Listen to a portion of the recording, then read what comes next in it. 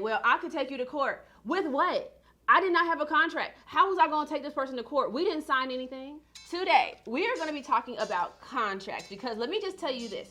If you're a social media manager or a VA and you have clients, you need to have contracts in place. If you don't, let's stop right here. Stop everything you're doing. I'm going to show you everything you need to include inside of your contracts. If you're new here, I'm Erica, your personal social media management coach and your biggest cheerleader and the owner of the Agency Edit, an accelerator program that helps you launch and scale your own profitable agency. Now, let's jump right on into it, shall we? When I started my agency, y'all, I did not have any contracts and it came to bite me in the when I tell you, I was so upset when I finally figured out that I need to have a contract. How did I find out? Because the client was not paying me. But the real question is, why did I keep on working? And then I had the nerve to say, well, I could take you to court. With what? I did not have a contract. How was I going to take this person to court? We didn't sign anything. So the point is, don't be like me. Let's be better, okay? So in your contract, you're going to have clauses, and these are just the different sections. What I'm going to go over is just like the bare minimum, okay? I just need you to have something prepared. So let's just start with these. The first clause you want to have is your scope of work or your services.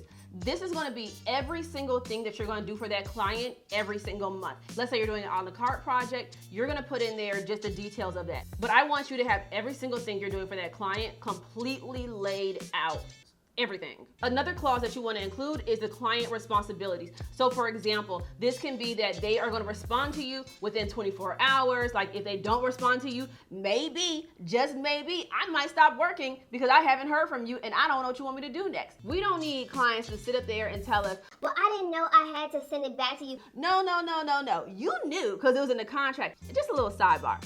Another way that you can make sure that your clients know their responsibilities is inside of your welcome packet. So inside of my Agency Edit Accelerator for social media managers, I do give my students a template for a welcome guide that you just have to fill in your details and send off to the client. Because not only is it professional, but it lets them understand what you expect from them every single month. Like if I give you content on Mondays, by Wednesday, I need all your changes, I need all your revisions. So client responsibilities is very, very important and it's also very professional. And it's one of those things that helps your agency just run real smooth. The next thing you want to add in there is your payment details.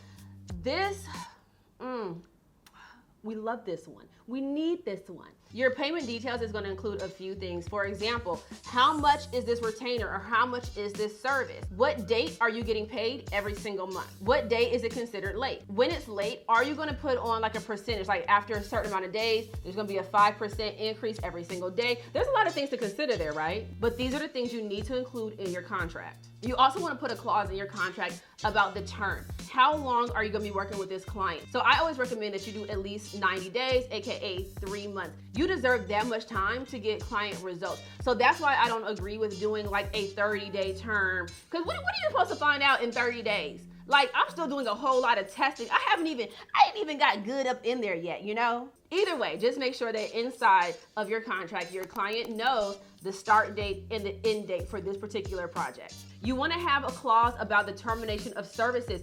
Can the client call you today and say, hey, tomorrow I'm done, we don't need to work anymore? Or are you like, no, I need a 30-day notice? Because like the worst thing that can happen is you wake up and your client is just like, I'm out. And now you're not getting paid, nothing is happening. We don't want to do that. And at the very bottom, you're going to have signature and dates. You need to have somebody sign this, okay? This isn't just for us. Of course, yes, we're going to sign it and date it, but you need to have your client sign and date and acknowledge that they've read it. Sometimes what we'll do is in a contract, you may have a clause about the termination process, right? And you want to make sure that they understand that very clear. So you'll have them initial in just that section too, just to make sure that they know.